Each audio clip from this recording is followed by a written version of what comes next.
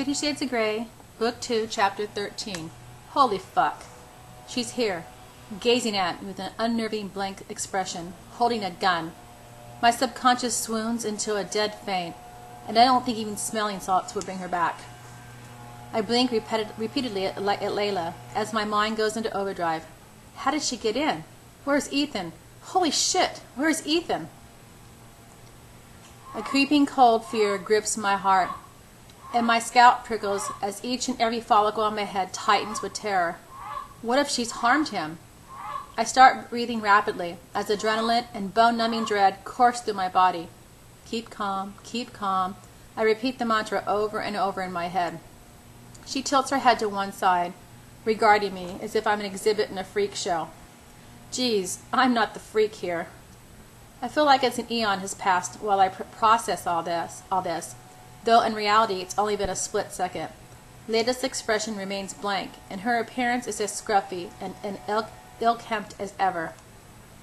She is still wearing that grubby trench coat, and she looks desperately in need of a shower. Her hair is greasy and lank, plastered against her head, and her eyes are a dull brown, cloudy, and vaguely confused. Despite the fact that my mouth has no moisture in it whatsoever, I attempt to speak. "Hi. Layla, isn't it?" I rasp. She smiles, but it's a disturbing curl of her lip rather than a true smile. "She speaks," she whispers, and her voice is soft and hoarse at the same time, an eerie sound. "Yes, I speak," I said gently as if to a child. "Are you here alone? Where's Ethan?" My heart pounds at the thought that he might have come to some harm. Her face falls so much that I think she's about to burst into tears. She looks so forlorn. "Alone," she whispers. "Alone." And the depths of sadness in the one word is heart-wrenching. What does she mean? I'm alone, she's alone. She's alone because she harmed Ethan? Oh no. I had to fight the fear choking. I'm sorry. I had to fight the choking fear clawing at my throat as tears threaten. "What are you doing here? Can I help you?" My words are calm, gentle interrogation, despite the suffocating fear in my throat. Her brow furrows as she's completely befuddled by my questions. But she makes no violent move against me. Her hand is still relaxed around her gun. I take a different tact, try to ignore my tightening scalp. "Would you like some tea?" Why am I asking if she wants tea? It's Ray's answer to any emotional situation resurfacing inappropriately. Geez, he'd have a fit if he saw me right in this minute. His army training would have kicked in, and he would have disarmed her by now. She's not actually pointing the gun at me. Perhaps I can move. She shakes her head and tilts from side to side, as if stretching her neck. I take a deep, precious lungful of air, trying to calm my panicking breath, and move toward the kitchen island. She frowns as if she can't quite understand what I'm doing, and shifts a little so that she's facing me. I reach the kettle, and with a shaking hand fill it from the faucet. As I move, my breathing eases. Yes, if she wanted me dead, surely she would have shot me by now. She watches me with an absent, bemused curiosity. As I switch on the kettle, I'm plagued by the thought of Ethan. Is he hurt? Tied up? Is there anyone else in the apartment? I ask tentatively. She inclines her head the other way, with her right hand, the hand not holding the revolver. She grabs a strand of her long, greasy hair and starts twirling and fiddling with it, pulling and twisting. It's obviously a nervous habit. While I'm distracted by this, I'm struck once again how much she resembles me. I hold my breath, waiting for her answer, the anxiety building to an almost unbearable pitch. "Alone. All alone," she murmurs. I find this comforting. Maybe Ethan isn't here.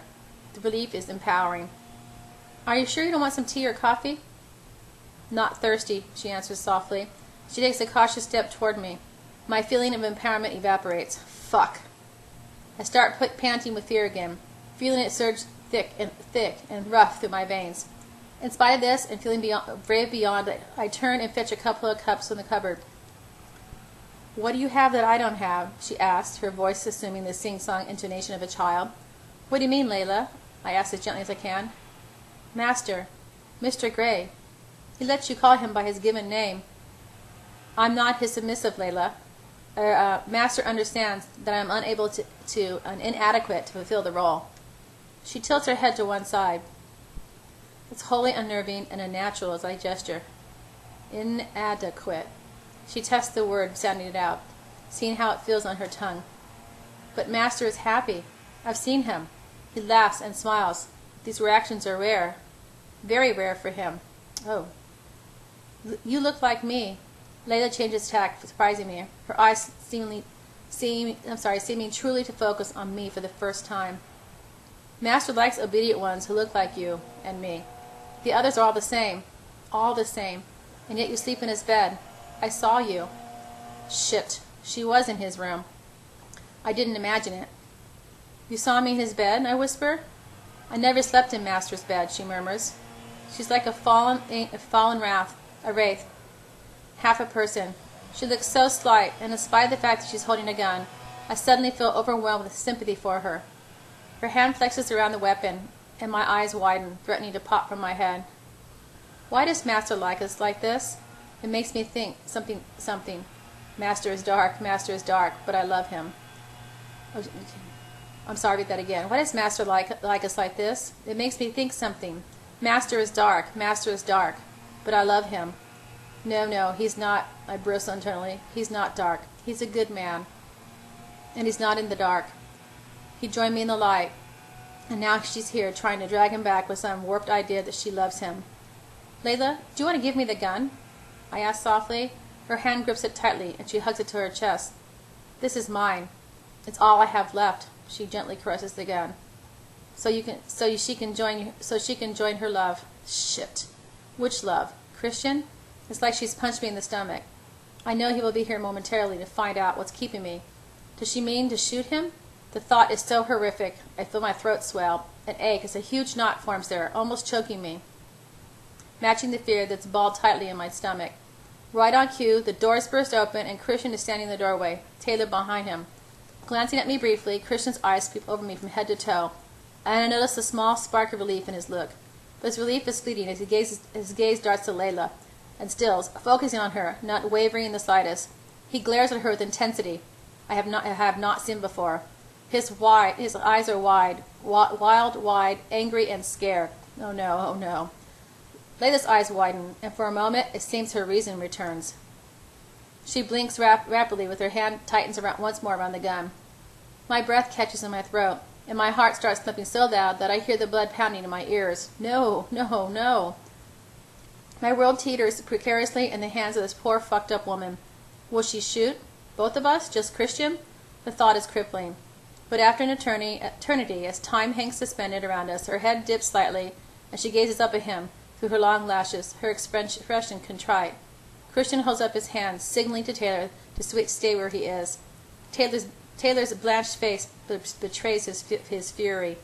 I've never seen him like this, but he stands stock still as Christian and Layla stare at each other. I realize I'm holding my breath. What will she do? What will he do? But they just continue to stare at each other. Christian's expression is raw, full of some unnamed emotion. It could be pity, fear, affection, or is it love? No, please, not love. His eyes bore into her, agonizingly slowly. The atmosphere in the apartment changes. The tension is building so that I can sense their connection, the charge between them. No, suddenly I feel like I'm the interloper, intruding on them as they stand gazing at each other. I'm an outsider, a voyeur spying on a forbidden, intimate scene behind closed curtains.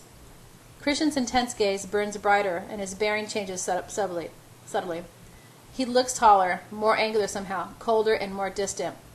I recognize this stance. I've seen him like this before, in his playroom.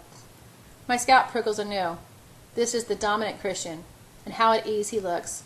Whether he was born to or made for this role, I don't know. But with a sinking heart and a sickened stomach, I watch as Layla responds. Her lips parting, her breath picking up at the first flush of color stains her cheeks. No, such an unwelcome glimpse in the past, agonizing to witness. Finally he mouths at her. Excuse me.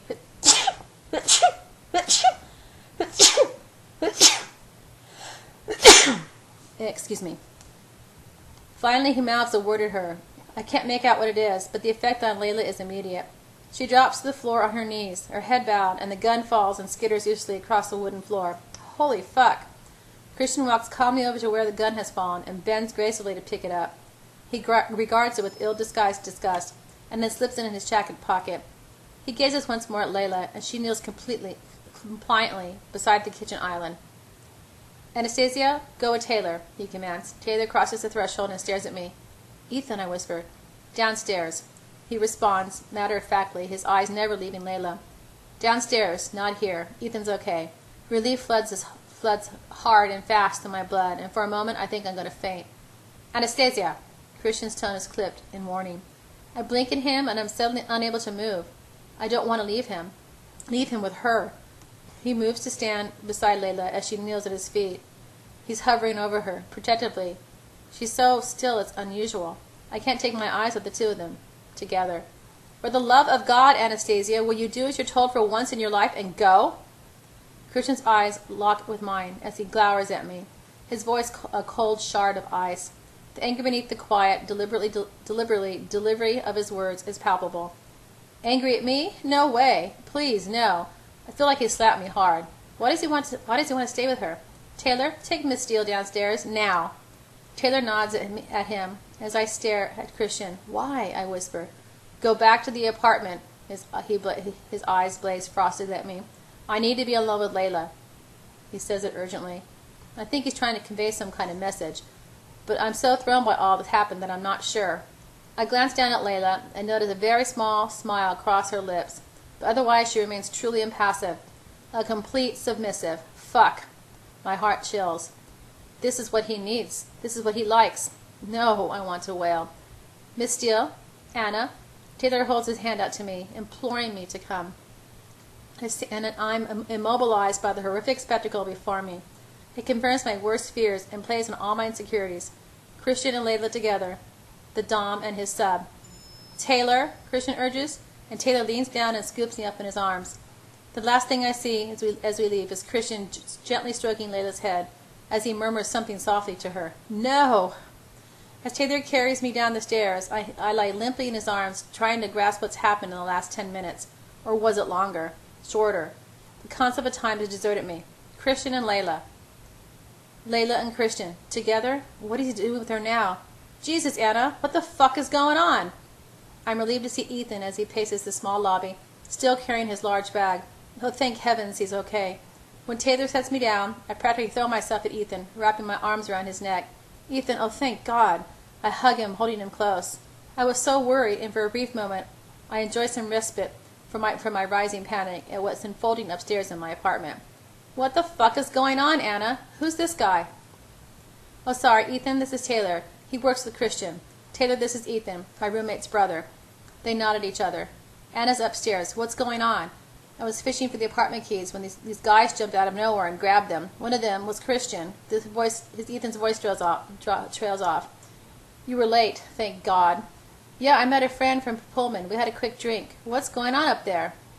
There's a girl, an ex of Christian's, in our apartment. She's gone postal, and Christian is... My voice cracks, and tears pool in my eyes. Hey, Ethan whispers and pulls me close once more. Has anyone called the cops? No, it's not like that. I sob into his chest, and now I've started. I can't stop crying.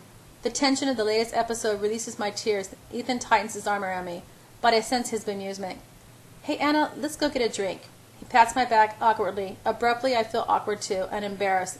And in all honesty, I want to be my own. But I nod, accepting his offer. I want to be away from here, away from whatever's going on upstairs. I turn to Taylor. Was the apartment checked? I asked him tearfully, wiping my nose with the back of my hand. This afternoon, Taylor shrugs apologetically as he hands me a handkerchief. He looks devastated. I'm sorry, Anna, he murmurs. I frown. Geez, he looks so guilty. I don't want to make him feel worse. She does seem to have an uncanny ability to evade us, he adds, scowling again. Ethan and I will go for a quick drink and then head back to Escala. I dry my eyes. Taylor shuffles from one foot to another uncomfortably. Mr. Gray wanted you to go back to the apartment, he says quietly. Well, we know where Layla is now. I can't keep the bitterness out of my voice. So no need for all the security. Tell Christian we'll see him later. Taylor opens his mouth to speak and then wisely closes it again. Do you want to leave your bag with Taylor? I asked Ethan. No, I'll keep it with me, thanks. Ethan nods at Taylor, then ushers me out the front door. Too late I remember that I've left my purse in the back of the Audi. I have nothing. My purse. Don't worry, Ethan murmurs in his face full of concern. It's cool. It's on me. We choose a bar across the street, setting onto wooden bar stools by the window. I want to see what's going on, who's coming, and more important, who's going. Ethan hands me a bottle of beer. Trouble with an ex, he says gently. It's a bit more complicated than that, I mutter, abruptly guarded. I can't talk about this. I have signed a non-disclosure agreement, and for the first time, I really resent the fact.